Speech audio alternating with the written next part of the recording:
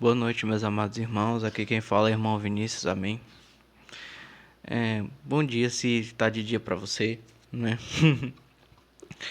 Hoje eu gostaria de dar uma palavra não de confronto, né? Mas de trazer uma palavra de esperança, amém. Hoje eu gostaria de ler juntamente com você o livro de Esther, capítulo 5, né? Esther, capítulo 5, a partir do versículo 9, né? Diz assim o livro de Esther. Esther, capítulo 5, a partir do versículo 9. Diz assim a Sagrada Escritura. Ataque veio referir a Esther tudo que Mardoqueu lhe tinha dito.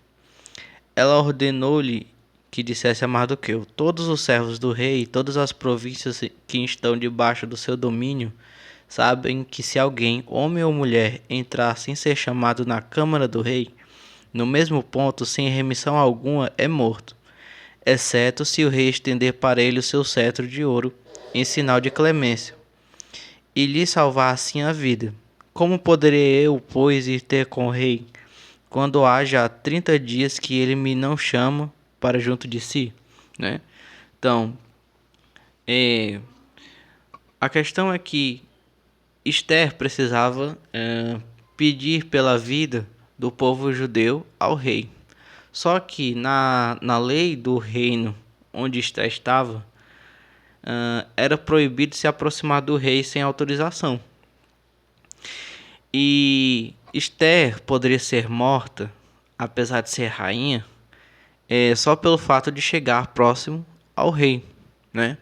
Então ela precisava pedir pela vida dos judeus. Só que como fazer isso? Se ela se aproximasse do rei, ela poderia ser condenada à morte pelo rei, né? E quais foram as palavras de Mardoqueu, né? Do homem que criou Esther, né? Ele falou assim: Mardoqueu, tendo ouvido isto, mandou novamente dizer a Esther: não te persuadas que por estares na casa do rei escaparás à morte. Tu só entre todos os judeus. Com efeito, se tu agora te calares, preste bem atenção. Se tu agora te calares, por outro caminho se salvarão os judeus. Mas tu e a casa de teu pai perecereis. E quem sabe se porventura foste elevada à rainha, para que estivesses pronta em tal conjuntura, né? Versículo 15. De novo mandou Esther dizer a Mardoqueu estas palavras: vai e junta todos os judeus que achares em Susã, e orai todos por mim. Não comais nem bebais durante 3 dias e 3 noites, e eu jejuarei da mesma sorte com as minhas servas. Depois disto irei ter com o rei, embora contra a lei sem ser chamada. Se eu morrer, morrerei. Se devo morrer, morrerei. Foi, pois, Mardoqueu e executou tudo que Esther lhe tinha ordenado, né? Então, Mardoqueu disse assim: se você, olha, Esther, se você que está aí no palácio do rei, né? Não pense que porque você está no palácio do rei, você vai ser poupada, né? Se você se calar agora, o que vai acontecer? O que vai acontecer é que que Deus vai salvar o povo. Deus vai salvar o povo judeu. E você vai perecer junto com o palácio. Não é isso? Então, o que isso nos mostra? Isso nos mostra que Deus salva o povo de qualquer maneira.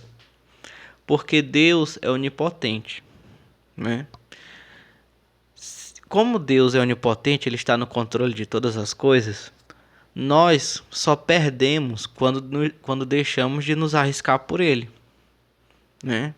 Então, a nossa obrigação é oferecer as nossas vidas em favor do Evangelho. Mas nós não devemos acreditar que as coisas dependem de nós, né?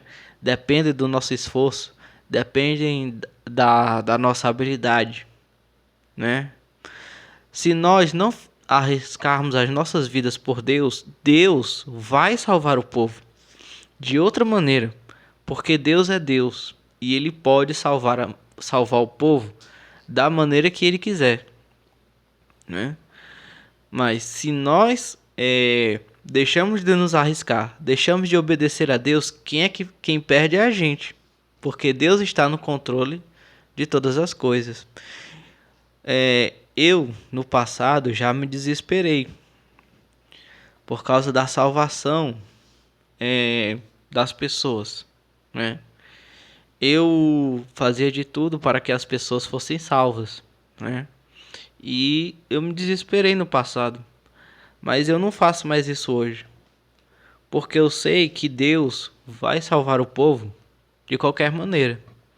E a minha obrigação é fazer tudo que está ao meu alcance para levar o evangelho a todos aqueles que precisam, sem achar que eu vou conseguir fazer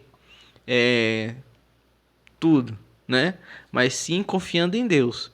Então, Deus vai salvar o povo da maneira que ele achar correto. Mas a nossa obrigação é oferecer as nossas vidas em sacrifício para levar a palavra de Deus a todas as pessoas.